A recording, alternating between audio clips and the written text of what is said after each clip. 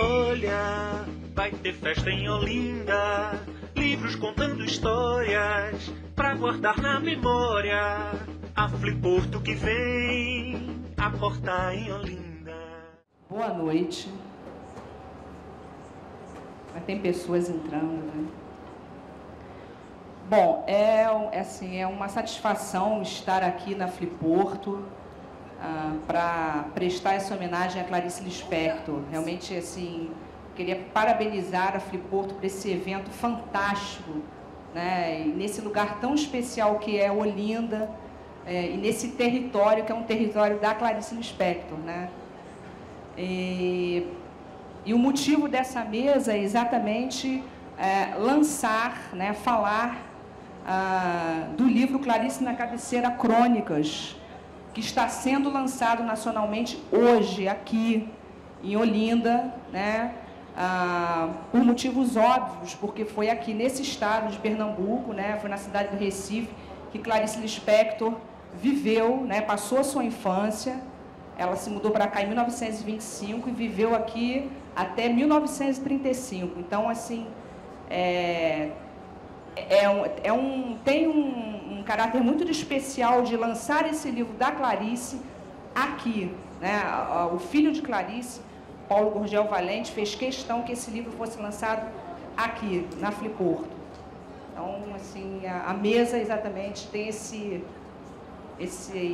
dado aí, esse motivo assim afetivo, né? E esse livro, Clarice na Cabeceira, a ideia dele é a seguinte: ele foi no ano passado a editora Rocco lançou Clarice na Cabeceira Contos, que foi uma seleção de 22 contos feitas por diversas personalidades da área artística, do meio jornalístico. E agora, neste ano, a editora Rocco fez o lançamento da segunda série, né, do segundo volume desta série, Clarice na Cabeceira, agora com as crônicas. Então, hoje nós temos aqui dois desses leitores que participaram deste livro, que é o Joaquim Ferreira dos Santos e Bianca Ramoneda, e nós iremos então falar exatamente a ideia, quer dizer, a ideia desse livro é que os leitores de Clarice pudessem falar sobre a sua experiência como leitores, né? Esse contato com o texto da Clarice. Então, a ideia do livro é exatamente essa.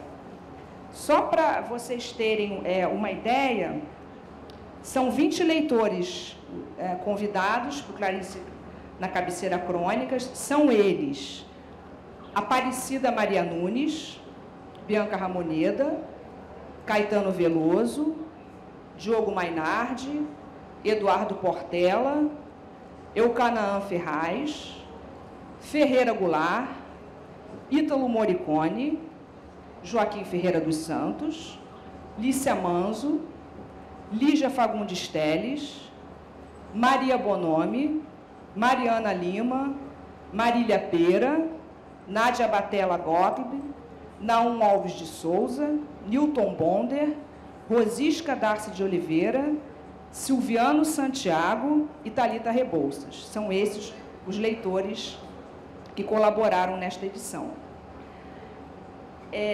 Uma coisa que acho que é interessante de falar sobre esse aspecto da Clarice cronista é que Clarice, ela começou a publicar as primeiras crônicas dela na década de 60, numa revista que chamava-se Revista Senhor.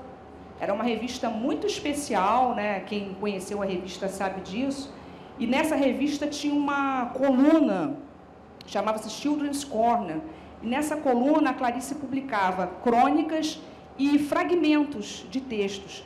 Textos esses que depois ela publicou num livro, na época editado em 1964, que chamava-se A Legião Estrangeira. A segunda parte da Legião Estrangeira chamava-se Fundo de Gaveta. E foi no Fundo de Gaveta, então, que Clarice publicou algumas dessas crônicas. Então, foi aí que começou, digamos assim, a publicação dessas crônicas da Clarice. E Clarice, ao longo, né, da sua vida literária, publicou, depois na década de 70, em 71, um livro que circula até hoje, que chama-se Felicidade Clandestina, onde ela também misturou contos e crônicas.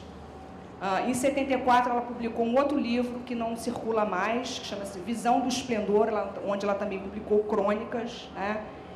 E aí, após a morte de Clarice, saiu em livro, chama-se A Descoberta do Mundo, uma parte das crônicas que ela escrevia para o Jornal do Brasil. Então, assim, a Clarice Lispector se tornou, digamos, conhecida para um grande público por causa dessas crônicas que ela escreveu no período de 1967 a 1973 no Jornal do Brasil.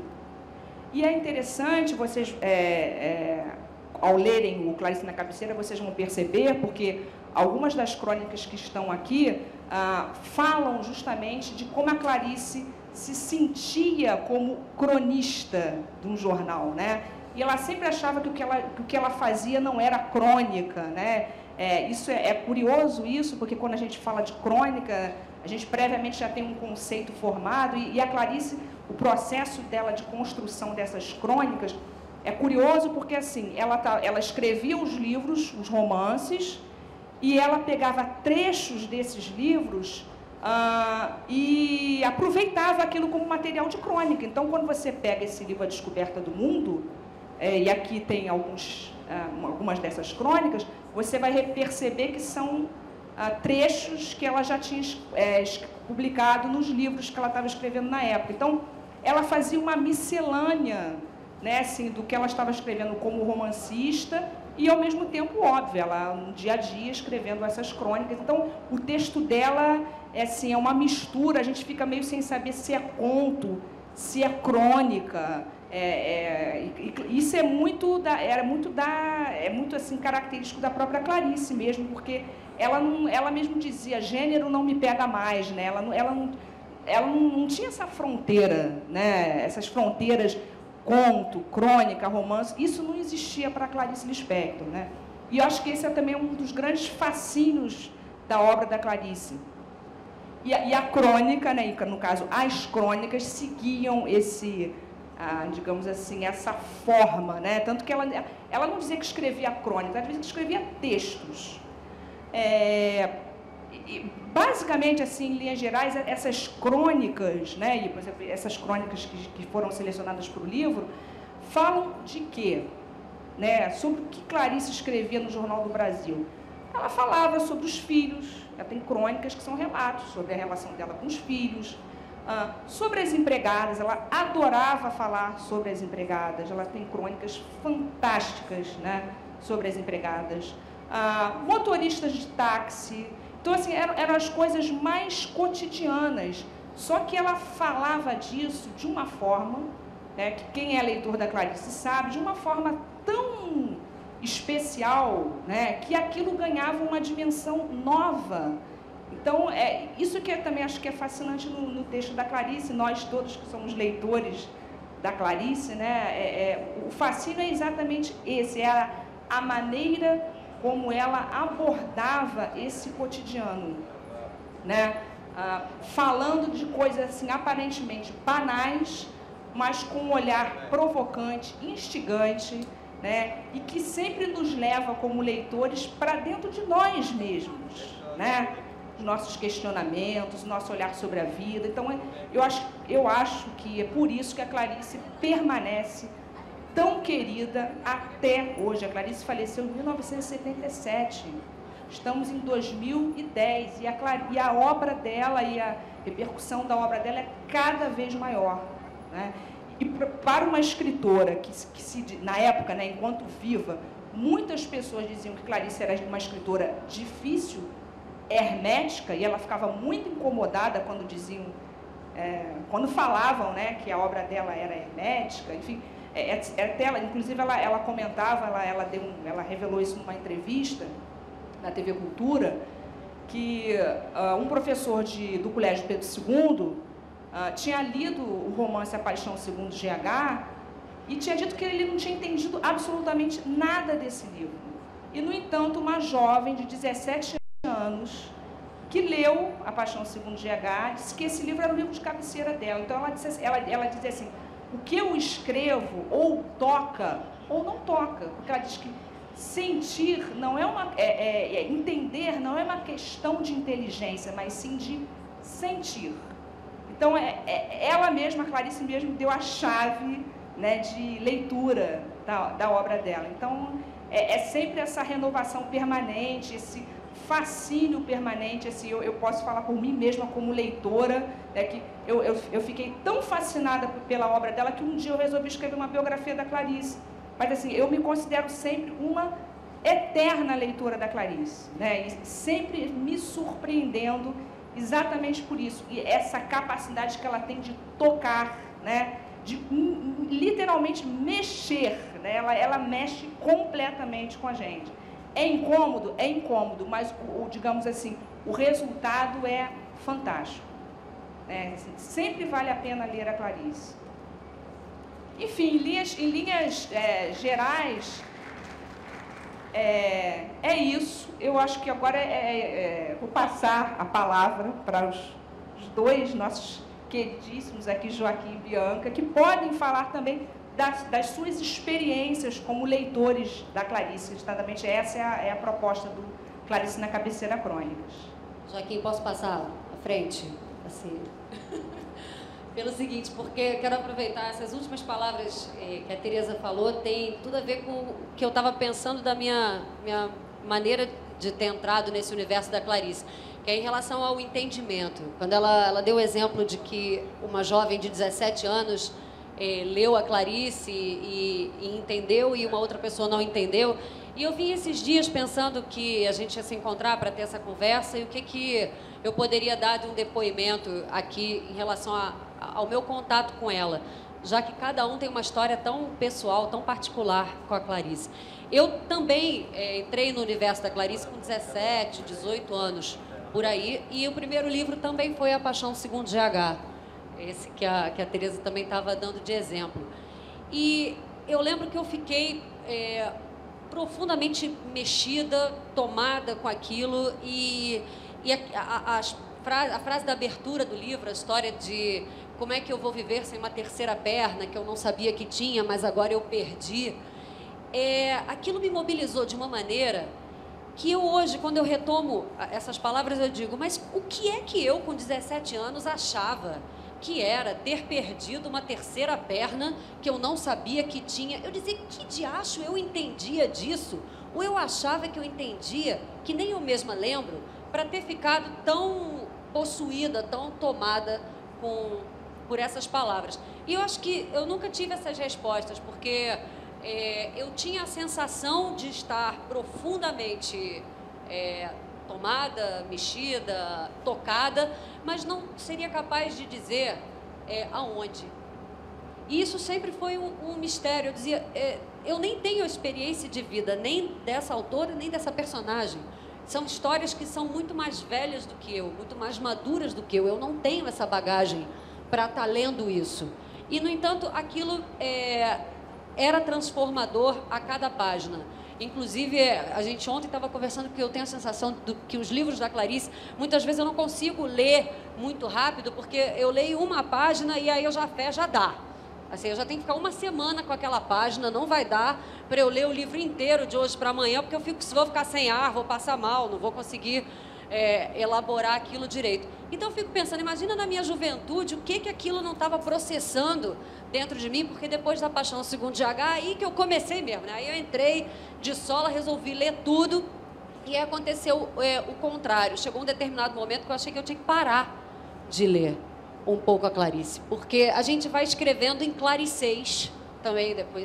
Isso vai... É um jeito de falar com você, ou talvez abra em quem gosta de escrever um mar de possibilidades, de formas de escrever tão grandes, que você, quando você vê, você está usando. Isso acontece comigo, quando eu leio muito um autor, chega uma hora que você fala, peraí, isso aqui não é meu, é que eu estou lendo tanto ele, peraí, vamos deixar ele dormir um pouco, né? E com a Clarice isso aconteceu comigo, chegou uma hora que eu precisei respirar um pouco dela, até poder retornar.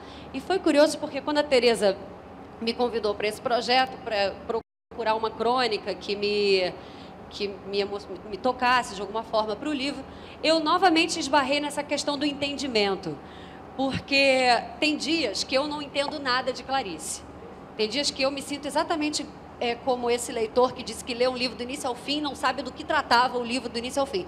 Acho que a Clarice, ela pede da gente uma determinada frequência, que eu não sei explicar direito o que é, mas como ela mesma diz, aos que têm e aos que não têm. Eu não sei nem se aos que têm e aos que não têm. Há dias em que a gente tem e há dias em que a gente não tem. Pelo menos comigo funciona assim.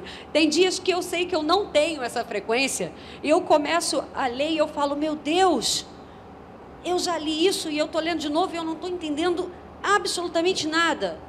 E tem outros dias em que essa frequência encaixa e eu falo, como eu posso não ter entendido nada se está sendo tão claro o assunto sobre o qual ela está falando.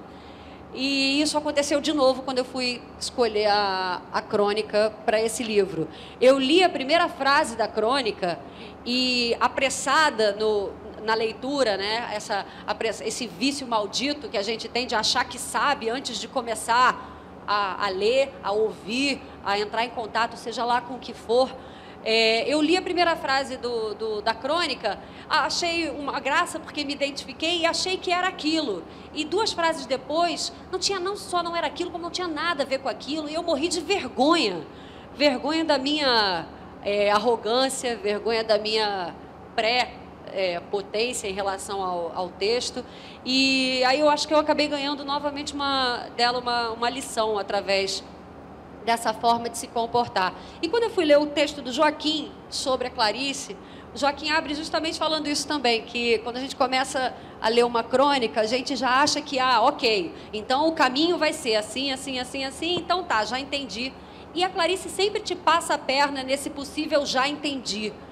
Ela sempre vai para um outro lugar onde a gente não está esperando, ou a gente às vezes já até está esperando, mas a forma como ela vai fazer vai te dar um golpe, né, na alma. Então eu acho que foi isso que aconteceu comigo quando eu tive que retomar a leitura da Clarice para fazer esse trabalho. Bianca, qual foi a crônica que você escolheu?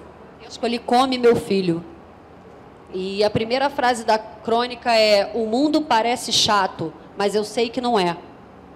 E eu achei que era chato de chatice. E aí eu falei, nossa, eu também acho o mundo chato de vez em quando, que nem a Clarice.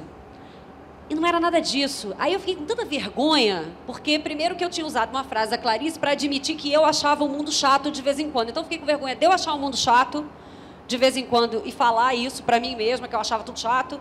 Depois fiquei com vergonha de ter achado que a Clarice achava aquilo. E depois fiquei achando que eu era burra demais, porque ela estava dizendo que chato era o contrário de redondo, que não era literalmente nada daquilo. Aí eu falei, poxa, você não sabe ler, você é arrogante, você já chega num texto achando milhões de coisas, em vez de chegar vazia, aberta para ouvir o que ela tem para dizer. Então foi meio o ligeiro tapa que eu tomei desse trabalho de seleção. E aí, quando eu li o seu texto, Joaquim, você dizendo da surpresa do caminho da narrativa, quando ela se coloca como cronista, você como cronista, já falando da estrutura previsível do que seria uma crônica e que ela também tinha te passado uma rasteira nesse sentido, eu falei, opa, então a gente tem alguma coisa a ver. Acertei, eu acho. Acertou. Boa noite.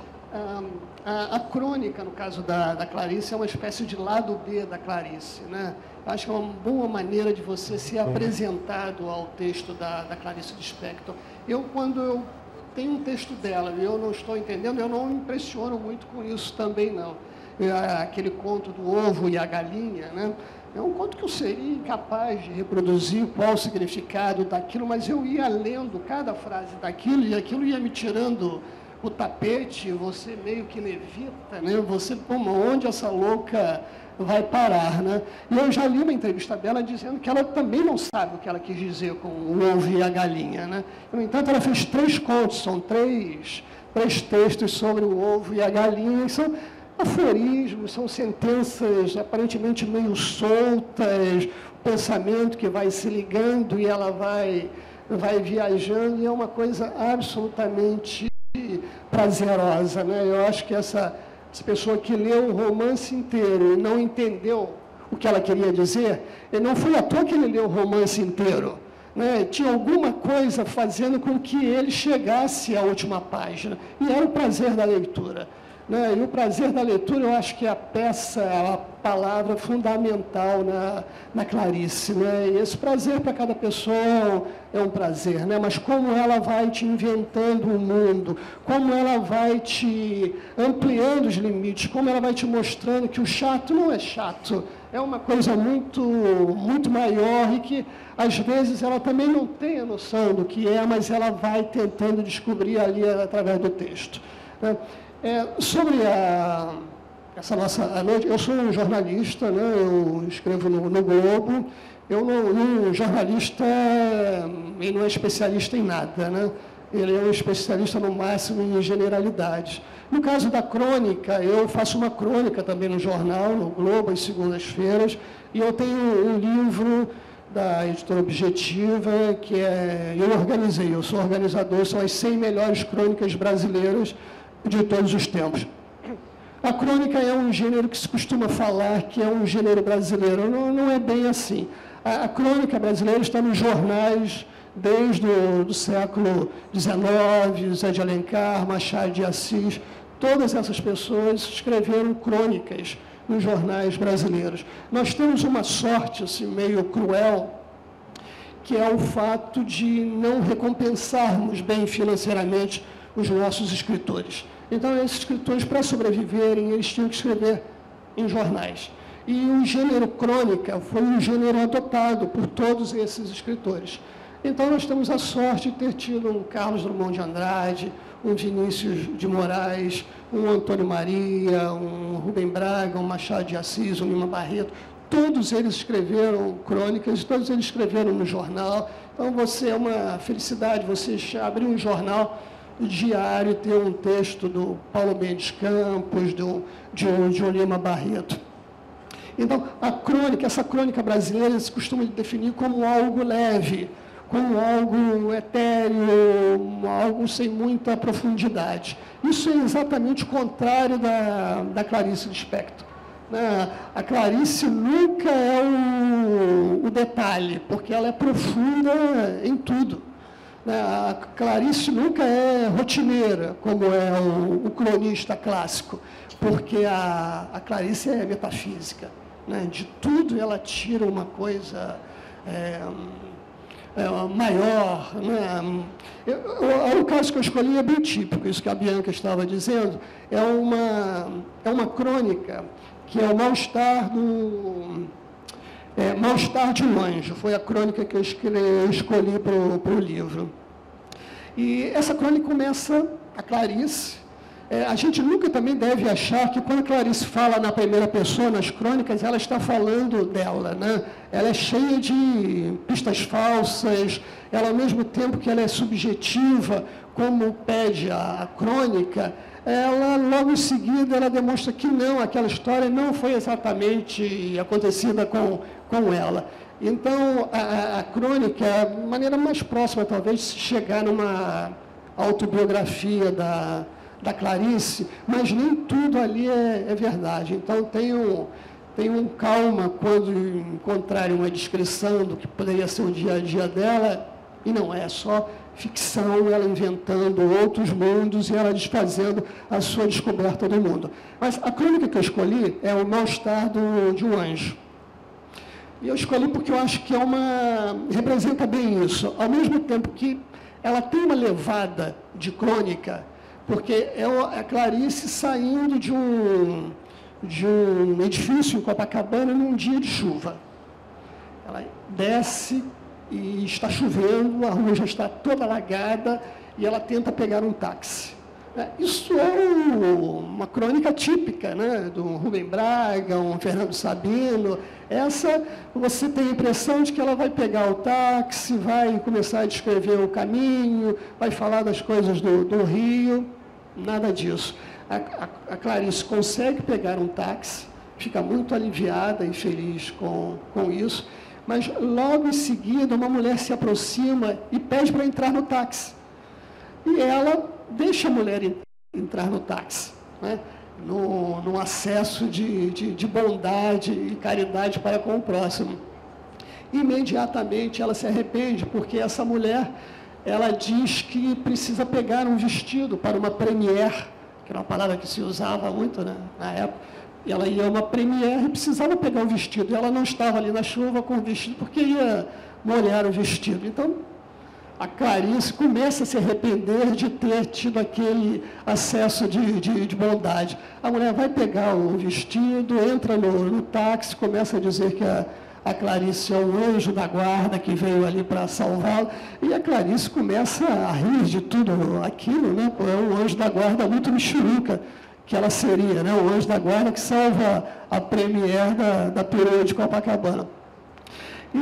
E aí é só o início, então, de uma crônica em que a Clarice começa a ter aqueles lampejos dela, da coisa metafísica, do anjo, do diabo, da dúvida dessa caridade, né, dela ter dado esse gesto de bondade para uma pessoa que não merecia, ela mesma talvez não merecesse, ela se sentiu meio humilhada com aquele gesto não correspondido da outra. Então se instaura naquele banco de táxi, né, no banco de trás de um táxi, no que poderia ser uma crônica banal, se instalam todos os elementos da Clarice, né, que é o desconforto do mundo, né, uma coisa meio estrangeira de estar num lugar que não é exatamente o lugar em que ela gostaria de estar, poderia estar, ou que ela entendesse. Ela está absolutamente pasma com aquela mulher que entra ali, divide o espaço dela e instaura aquele desconforto, aquela coisa desagradável. Então, eu escolhi essa crônica por isso, porque é tipicamente Clarice Lispector, né? É uma pista falsa. Ela diz que vai fazer uma crônica, que ela vai fazer uma crônica cotidiana sobre o Rio, com as suas ruas alagadas, e um passeio, a dificuldade de pegar táxi. Ela finge que vai te guiar pela situação de uma cidade. Mas era tudo mentira. Era mais uma oportunidade de ela instaurar ali o cenário de inquietude, de mundo que não corresponde às expectativas dela e que ela tenta entender, mas nem sempre em condições, né? É um mistério, é o indizível, e que ela, através do texto, vai nos guiando na tentativa de buscar uma solução, e que nem sempre consegue, e disso não vem nenhuma frustração maior, embora ela se declarasse frustrada o tempo todo de não conseguir realizar o trabalho dela, né? Era de uma insegurança absoluta, ainda mais em relação à crônica, né? Porque ela achava que era uma coisa que ela teria que ser engraçada, teria que ser leve, no entanto, ela não conseguia nada disso, né? Então, essa é a Clarice. Eu gostaria de falar já uma coisa, porque eu estou desde ontem aqui em Pernambuco para falar das crônicas de Clarice. Gostaria de lembrar de um outro cronista, grande cronista de Pernambuco, que é o Antônio Maria. E estabelecer um paralelo rápido entre os dois. O Antônio Maria é um autor de dezenas de canções, de samba-canção, da fossa, da tragédia amorosa, da perda amorosa, né? Ele é o autor de Ninguém Me Ama, Ninguém Me Quer, por exemplo, né? Então, o Antônio Maria era um sentimental que declarava em público a perda amorosa, a desgraça amorosa que o perseguia sempre, né? A Clarice não, a Clarice era sentimental, mas em termos, né? Ela tinha enquanto o Antônio Maria ele colocava abria o peito e mostrava o coração sangrando, a Clarice tinha um coração mais travado, né? Ela apresentava esse coração, mas de uma maneira não ostensiva, não tão radicalmente sentimental, né? Ela não chorava, ela tinha, pelo contrário, ela tinha uma noção do sentimental, ela tinha um medo muito muito grande, né, desse coração derramado. Então, viva Pernambuco, viva esses dois grandes cronistas que são a Clarice e o Antônio Maria.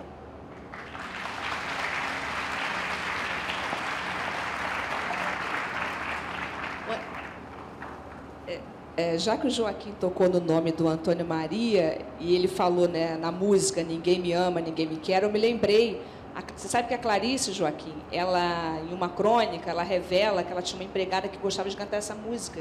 E ela pedia para a empregada cantar essa música, que ela adorava. Ele falou, eu lembrei. Quero tirar uma dúvida com você, Tereza, fazer uma pergunta para o Joaquim. Eu li, não sei se é verdade, que os primeiros textos que a Clarice escreveu, ela enviou para o Diário de Pernambuco e foram recusados. Porque justamente dizia que não tinha um começo, meio e fim. A Clarice revela nas entrevistas que o que ela escrevia, ela não sabia contar uma história, né, com início, meio e fim. Ela sempre escrevia o quê? Sensações. Então, ela imagina que não foram aceitos por causa disso. Aí, Joaquim, minha pergunta para você é a seguinte: você acha que hoje teria espaço para Clarice, cronista, na imprensa escrita? Não sei, por isso que eu pensei, ela foi recusada pelo Diário de Pernambuco lá atrás, e dizendo, ela mesma achando que era porque as histórias dela não tinham começo, meio e fim, ela achando que não conseguia ser leve e engraçada. Como é que você acha que um texto da Clarice, eu sei que é uma suposição, encontraria espaço no jornal hoje? Eu acho que é uma boa pergunta, né? A crônica hoje, todos os jornais têm um espaço que, a princípio, poderiam ser de crônica, mas não são exatamente crônica. A Folha de São Paulo, por exemplo, tem na última página, no segundo caderno, o Estado de São Paulo também tem, e o Globo também tem. São todos espaços que, na verdade, são dados a autores para que eles escrevam o que eles quiserem. E você pode escrever crônica, você pode escrever um artigo, pode escrever um ensaio. A crônica se diferencia desses outros trabalhos porque ela tem um texto pessoal, ela é subjetiva e ela não professa, assim, a verdade, né? Ela não quer dar opinião definitiva sobre tudo. Ela deixa... O Rubem Braga, por exemplo, né, que era um autor de crônicas, talvez o maior de todos, talvez o criador desse gênero da crônica brasileira, que é uma crônica meio, um texto meio, uma prosa poética, uma crônica sobre a leveza absoluta, né? O Rubem Braga, vocês sabem, é o autor da aula de inglês, que é um clássico da crônica brasileira. Todas essas crônicas estão nesse livro que eu fiz, as 100 melhores crônicas. E ele tem a aula de inglês, que é só isso. É uma professora que pega um cinzeiro, vira para o aluno, talvez fosse ele, e pergunta, "Is this an elephant?"